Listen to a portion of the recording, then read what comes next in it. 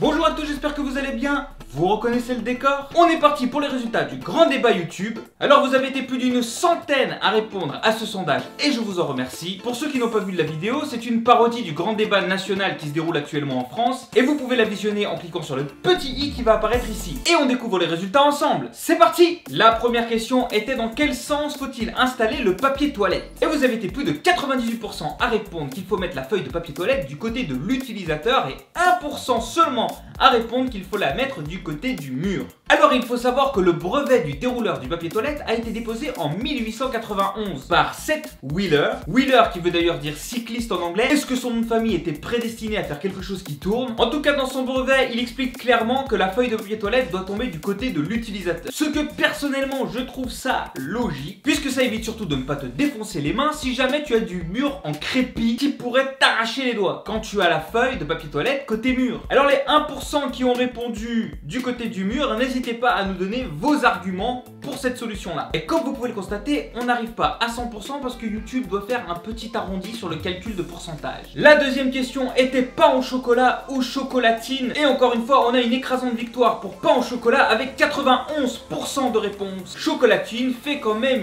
8%. Alors on dit chocolatine dans quelques régions de France, notamment le sud-ouest, qui essaye de nous imposer cette domination, mais comme on peut le voir, pain au chocolat résiste encore et toujours à une écrasante majorité. La troisième question concernait le mouillage de brosse à dents. Est-ce qu'il faut le faire avant de mettre le dentifrice, après de mettre le dentifrice ou ne pas le faire? Alors vous avez été 68% des gens à répondre qu'il faut le mettre avant le dentifrice, 19% pour le mettre après et 12% indiquaient qu'il ne faut pas mouiller la brosse à dents. Alors encore une fois une majorité nette pour une des solutions que je préfère d'ailleurs moi-même, puisque je préfère mouiller la brosse à dents avant plutôt que après pour éviter de faire tomber le dentifrice. Et je me suis renseigné auprès d'une dentiste pour savoir ce qu'il fallait faire et elle m'a indiqué que normalement il ne faut pas mouiller la brosse à dents. Alors je pense qu'on fait tous la même chose, c'est qu'on mouille la brosse à dents pour assouplir la brosse à dents. Et en fait elle m'a expliqué que le dentifrice perdait de son efficacité quand il était mélangé à l'eau puisqu'il était dilué, ce qui doit être encore pire quand vous mettez l'eau après le dentifrice. Et elle m'a donc conseillé de choisir une brosse à dents plus souple dès le départ. Il n'empêche que dans un point de vue de confort, je continue à le faire et je me dis qu'après tout,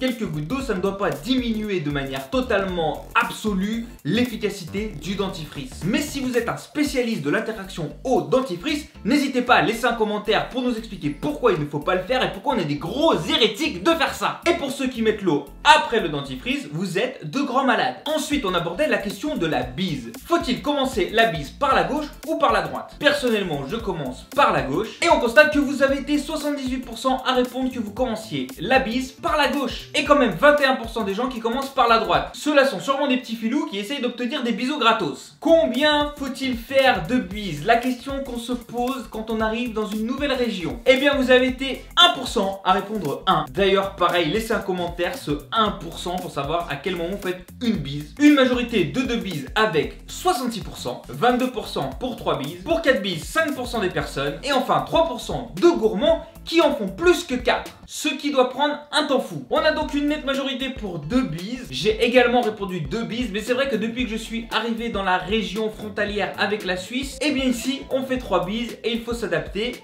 Ce qui est toujours un problème puisque on est entouré de régions qui font 2 bises, donc on ne sait jamais à quel moment ça va déraper. Il faut apprécier se prendre des vents ou en mettre à des gens. Enfin, les 2 dernières questions que je ne pouvais pas rentrer dans le sondage YouTube puisque YouTube n'accepte que 5 questions. Et d'ailleurs je vous remercie pour ceux qui ont fait l'effort de répondre même si ce n'est pas directement dans la vidéo, que ce soit sur Discord ou dans les commentaires. Donc la 6ème question c'était de savoir si vous dormiez avec la porte ouverte ou la porte fermée. Et bien c'est encore 93% des personnes qui ont répondu qu'ils dormaient avec la porte fermée. Une minorité dormant donc avec la porte ouverte. Et certains sont rentrés dans les détails en expliquant qu'ils laissaient la porte ouverte mais de quelques centimètres à peine. Ce qui permet quand même au monstre de rentrer dans sa chambre. On le sait tous, ceux qui ferment leur porte. On la ferme pour pas avoir des monstres qui débarquent. Et enfin la 7ème question. Avec un écrasage total, puisque 100% des personnes ont répondu exactement la même chose. La question était Lego ou Playmobil? Et vous avez été 100% des gens à répondre Lego. Si un représentant de la société Playmobil passe par là, nous sommes vraiment désolés. Voilà pour le résultat de ce grand débat YouTube avec les vraies questions que les Français se posent. Si vous avez aimé la vidéo, n'oubliez pas de la partager, de vous abonner, de cliquer sur le petit pouce bleu et sur la clochette de notification. Ça fait beaucoup de choses à faire. Vous pouvez laisser aussi un commentaire, je réponds à tous les commentaires. Et je vous dis à bientôt pour une prochaine vidéo. Tchuss!